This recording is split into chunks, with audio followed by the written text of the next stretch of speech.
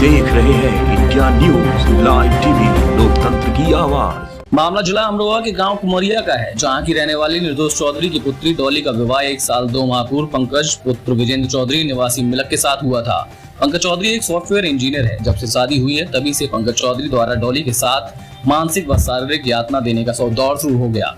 इतना ही नहीं, पंकज के द्वारा डॉली से समय समय पर दहेज मांगने और बात न मानने पर उसके साथ मारपीट भी की जाती थी। कई बार उसे रात के समय घर से निकाल दिया जाता था। बताते चले कि पंकज चौधरी ने दूसरी शादी कर रखी थी और यह बात पंकज चौधरी ने डॉली के माता पिता से छुपा रखी थी। उसकी पहले से शादी हुई है और एक बेटी भी है, उसको भी पंकज ने छोड़ रखा है। यह बात बाद में पता चली। इन सब को देखकर ऐसा लगता है कि जैसे शादी करना उसका एक प्रकार का व्यापार है। आपको बताते चले कि डॉली का अबॉर्शन भी करवा दिया गया था, यानी वह नहीं चाहता था कि उसकी कोई औलाद हो।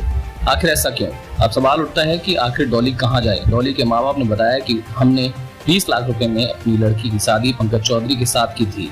आज उसकी जिंदगी बर्बाद हो चुकी है और वह सरकार से न्याय चाहती है। मैं श्रीमती डोली, निवासी कुम्हरिया, पिताजी का नाम अमरपाल सिंह। मेरी शादी 1 साल पहले मिलक थाना आरामपुर में हुई थी।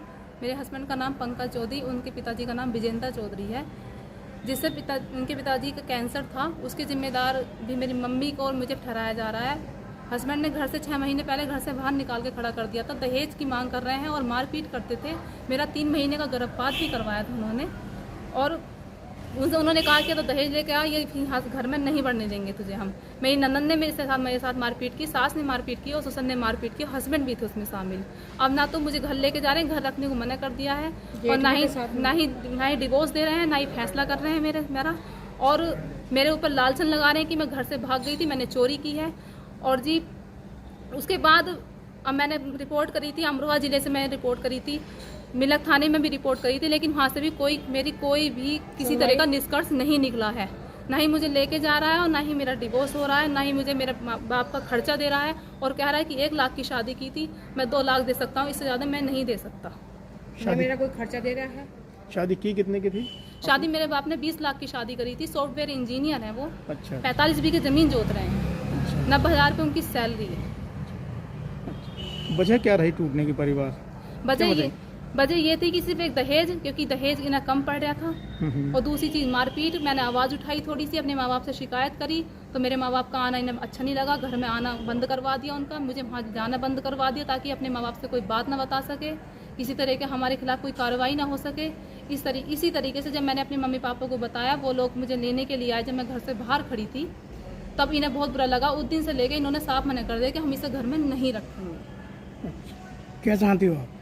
मैं चाहती हूँ कि मेरा निष्कर्ष करे, या तो मुझे वो लेके जाए, इज्जत से रखे, या फिर मेरा पूरा फाइनल करे, मेरा खर्चा दे, मेरा खर्चा बांधे, या तो या मेरा पूरा मासिक खर्चा बांधे, मासिक खर्चा बांधे, या तो मेरा पूरा खर्चा दिया जाए, जो 8 महीने से मैं अपने घर में हूँ। अच्छा। क्या लग रहा है, खर्चा बंधेगा या नहीं? उम्मीद बिल्कुल नहीं लग रही है, क्योंकि वो किसी भी चीज़ पे एग्री नहीं है।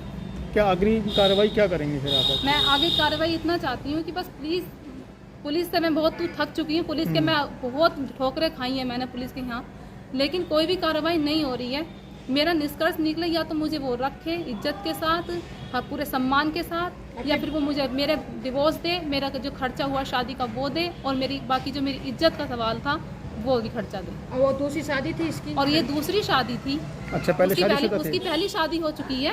अच्छा। मेरी इसकी दूसरी शादी थी, मेरी पहली शादी थी। तो आपने पहले पे लड़की है उस पर, इन्हें मुझे बताया नहीं था कि इसकी पहली शादी हो चुकी है। अच्छा, धोखे से की है? धोखे से हुई है। ना ही नहीं ये बताया था कि हाँ इन पे एक लड़की भी है। लड़की को 1 साल में ये 1 लाख रुपए देते हैं, खर्चा भी जा रहा है लड़की का। मुझे इस बात की भी कोई भनक नहीं थी।